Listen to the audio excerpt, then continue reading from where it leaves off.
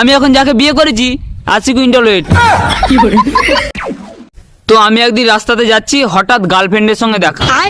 তারপর ওকে আমি বলছি, কি রে কেমন আছিস?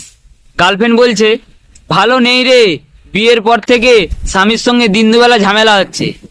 আমি তখন বলছি, দিন দুবেলা ঝামেলা হচ্ছে? তাহলে তোর এই বগলে একটা ছেলে, এই বগলে একটা মেয়ে, এটা কার? গার্লফ্রেন্ড তখন বলছে, দেখ ও দিনের বেলা ঝামেলা হয়, রাতের বেলা শোয়ার সময় সব ঠিক হয়ে যায়।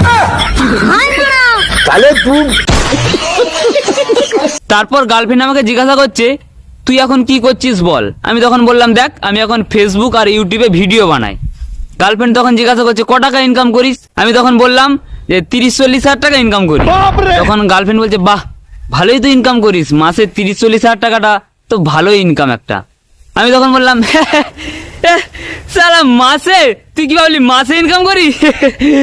বছরে। এই শুনে গার্লফ্রেন্ড বলছে, যাই হোক তোকে বিয়ে করিনি ভালো হয়েছে। আমিও তখন বলছি, তোকেও বিয়ে করিনি, সুটকিটাকে ভালো হয়েছে। আমি এখন যাকে বিয়ে করেছি 80 কুইন্টাল ওয়েট। একটা ফায়দা আছে, ব্যাপারটার মধ্যে একটা ফায়দা আছে। এখনো যখন আমি সাইকেল নিয়ে শ্বশুরঘর যাই, আমার বউ আমাকে টেনে নিয়ে যায়। দেখো সাইকেলে শ্বশুরঘর যাচ্ছি, বউ টেনে নিয়ে যাচ্ছে, এটা ব্যাপারটার মধ্যে একটা খাসা ব্যাপার আছে।